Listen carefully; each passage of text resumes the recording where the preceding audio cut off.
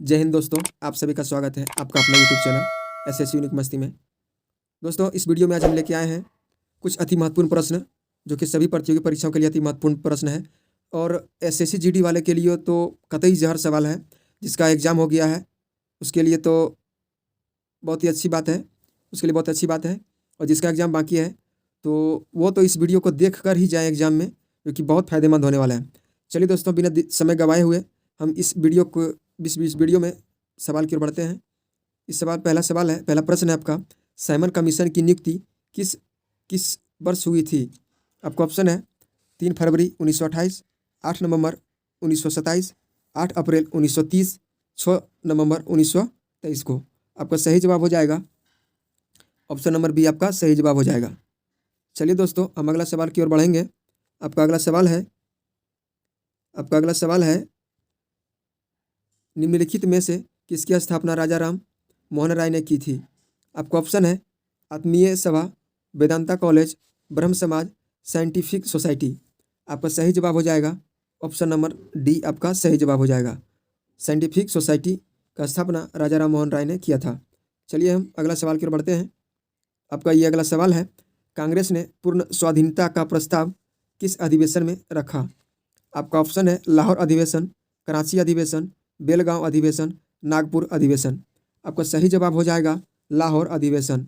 लाहौर अधिवेशन आपका सही जवाब हो जाएगा। चलिए दोस्तों, हम अगला सवाल की ओर बढ़ते हैं। आपका अगला सवाल है, निम्नलिखित में कौन कैबिनेट मिशन के 3 सदस्यों में से एक सदस्य थे? आपका ऑप्शन है Pethick Lawrence, Stafford Cripps, A B Alexander और क्लीमेंट इटली। आपका सही जवाब हो जाएगा ऑप्शन नंबर डी, आपका सही जवाब हो जाएगा क्लीमेंट इटली। चलिए दोस्तों, हम अगला सवाल की ओर बढ़ते हैं। आपका अगला सवाल है, निम्नलिखित में से किसने भारत विभाजन की योजना रखी? आपका ऑप्शन है कैबिनेट मिशन योजना, क्रिप्स मिशन प्रस्ताव, माउंटबेटन योजना और मेंटेग्यू घोषणा।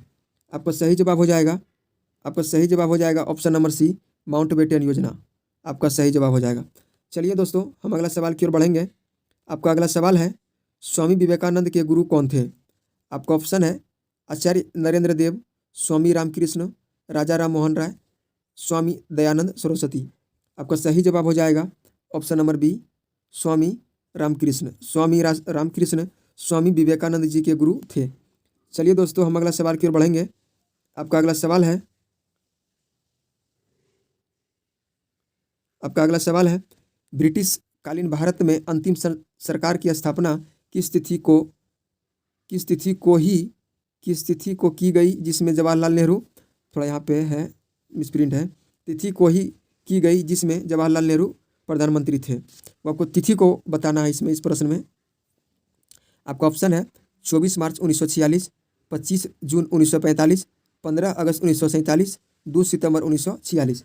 आपका सही जवाब हो जाएगा ऑप्शन नंबर डी, 2 सितंबर 1946 आपका सही जवाब हो जाएगा। चलिए दोस्तों, हम अगला क्वेश्चन की ओर बढ़ेंगे। आपका अगला क्वेश्चन है, हंटर कमेटी ने किस संबंध में रिपोर्ट प्रकाशित किया था?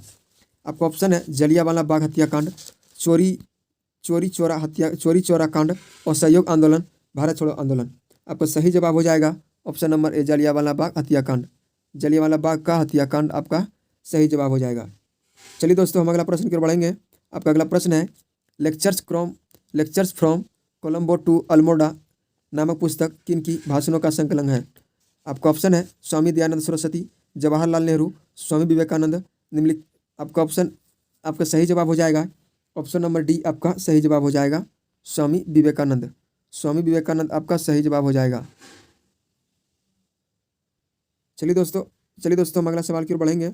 आपका अगला सवाल है, निम्नलिखित में से किस स्थान से विनोबा भावे ने भूदान आंदोलन की शुरुआत की थी?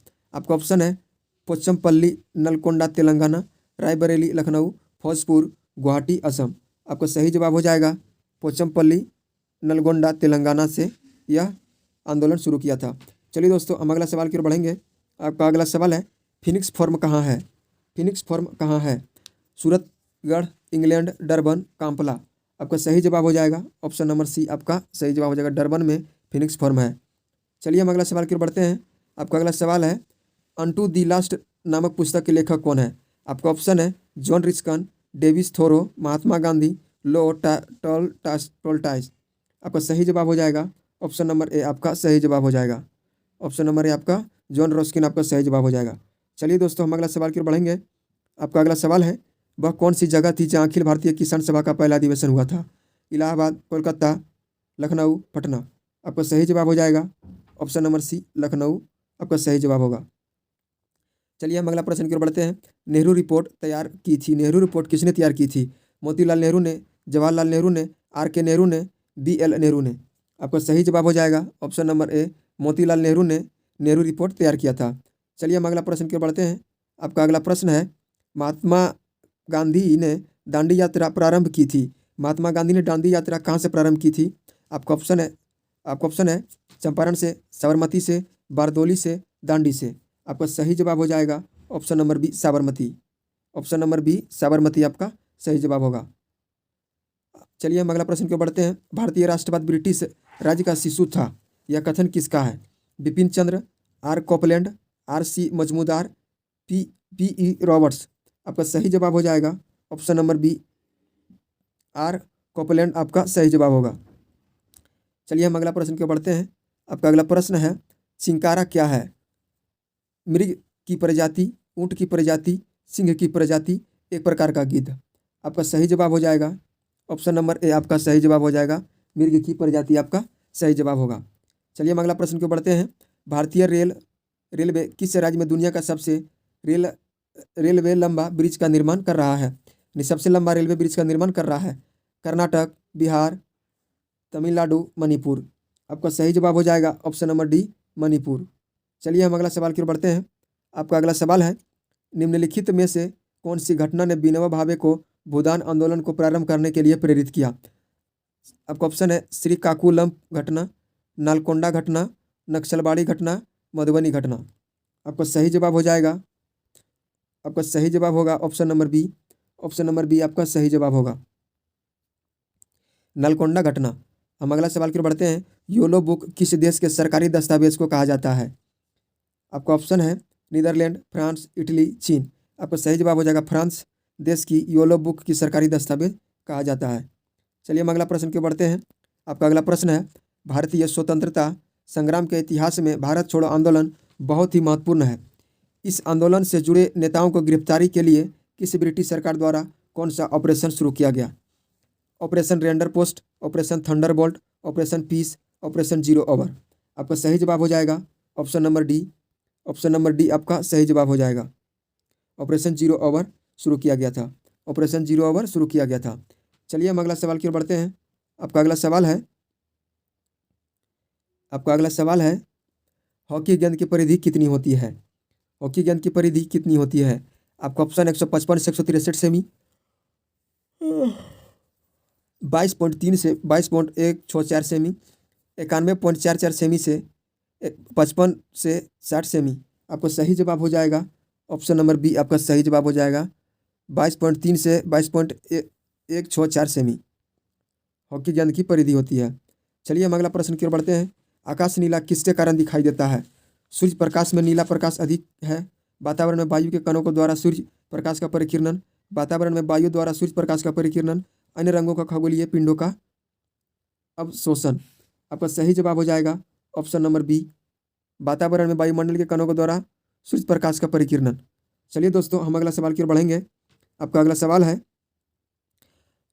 ए ध्रुव पर 10 ग्राम सोना खरीदता है, यदि वह भूमध्य रेखा पर उस सोने को तोलता है तो डैश सोने का भार ध्रुव पर भार की तुलना में दोगुना होगा, सोने का भार थोड़ा अधिक होगा, सोने का भार परिवर्तन होगा, सोने का भार तुलनात्मक रूप से कम होगा। आपका सही जवाब हो जाएगा, आपका सही जवाब हो जाएगा ऑप्शन नंबर डी आपका सही जवाब हो जाएगा, जो सोने का भार तुलनात्मक रूप से कम होगा। चलिए हम अगला सवाल की ओर बढ़ेंगे। R37 प्रकार का समाधान का प्रमाण कहाँ से प्राप्त हुआ? ऑप्शन है हड़प्पा, लोथल, कलिंबंगा, मोहनजोदड़ो। आपका सही जवाब हो जाएगा हड़प्पा, हड़प्पा आपका सही जवाब होगा। हम अगला सवाल की ओर बढ़ेंगे। आपका अगला सवाल है, सर्वप्रथम किसने नियमित रूप से सोने का सिक्कों का प्रचलन में लाया? आपका ऑप्शन है बिम कडफिसेस, कुजुल कडफिसेस, कनिष्क, कृष्णदेवराय। आपका सही जवाब होगा, आपका सही जवाब होगा बिम किडफिसेस। चलिए हम 27 नंबर प्रश्न को बढ़ते हैं। नोकरेक वायु रिजर्व कहाँ है? नोकरेक वायु रिजर्व कहाँ है? ऑप्शन है राजस्थान, मेघालय, पश्चिम बंगाल, तमिलनाडु। आपका सही जवाब होगा तमिलनाडु। तमिलनाडु आपका सही जवाब होगा। चलिए हम अगला प्रश्न की ओर बढ़ते हैं। आपका अगला प्रश्न है अंटार्कटिका में बर्फ के नीचे छिपी हुई किसकी खोज की थी? पर्वत श्रृंखला, लुप्त राज्य, घाटी के झील और डायनासोर। आपका सही जवाब होगा घाटी और झील। चलिए हम अगला सवाल की ओर बढ़ते हैं। आपका अगला सवाल है किस संशोधन के द्वारा आर्थिक आधार पर सामान्य वर्ग के लोगों को संवैधानिक दर्जा दिया गया? 101, 102, 103, 104। आपका सही जवाब होगा ऑप्शन नंबर सी 103। सामान्य वर्ग लोगों को 103 का सामान्य दर्जा दिया गया। चलिए हम अगला प्रश्न की ओर बढ़ेंगे। लोकतांत्रिक प्रणाली के लिए निम्न में कौन सा तत्व आवश्यक नहीं है? सार्वभौमिक मताधिकार, अवसर की समानता, स्वतंत्र एवं निष्पक्ष चुनाव, संघीय प्रणाली। आपका सही जवाब हो जाएगा संघीय प्रणाली। आपका सही जवाब होगा। चलिए हम अगला सवाल की ओर बढ़ते हैं। CAG किसका एक मित्र और मार्गदर्शन है? प्रकलन समिति, लोक उपक्रम समिति, लोकलेखा समिति और वित्त मंत्री। आपका सही जवाब होगा लोकलेखा समिति का एक मित्र और मार्गदर्शन होता है। CAG होता है। चलिए दोस्तों हम अगला सवाल की ओर बढ़ते हैं। राज्य लोक सेवा आयोग के अध्यक्ष को पद से कौन हटा सकता है? राष्ट्रपति, सांसद, मुख्यमंत्री, राज्यपाल। आपका सही जवाब हो जाएगा राष्ट्रपति। चलिए हम अगला सवाल की ओर बढ़ते हैं। आपका अगला सवाल है बंगाल में ब्रिटेन की वस्तुओं में बहिष्कार का सुझाव सर्वप्रथम किसके द्वारा दिया गया? मोतीलाल घोष की अमृत बाजार पत्रिका, दयानंद सरस्वती का सिद्धार्थ प्रकाश, सुरेंद्र नाथ बनर्जी की बंगाली, कृष्ण कुमार मिश्र की साप्ताहिक पत्रिका संजीवनी। आपका सही जवाब होगा ऑप्शन नंबर डी। आपका सही जवाब होगा कृष्ण कुमार मिश्र का साप्ताहिक पत्रिका संजीवनी। चलिए हम अगला प्रश्न की ओर बढ़ेंगे। आपका अगला प्रश्न है भारत में भगवान बुद्ध के 4 कपिल वस्तु अवशेष किस देश में भेजे थे? Tibet, Sri Lanka, Mongolia, Vietnam. आपका सही जवाब होगा मंगोलिया। आपका सही जवाब होगा। चलिए हम अगला प्रश्न की ओर बढ़ते हैं। आपका अगला प्रश्न है इनमें से किस भारतीय राज्य में एक जिले का नाम स्वतंत्र सेनानी उधम सिंह के नाम पर रखा गया?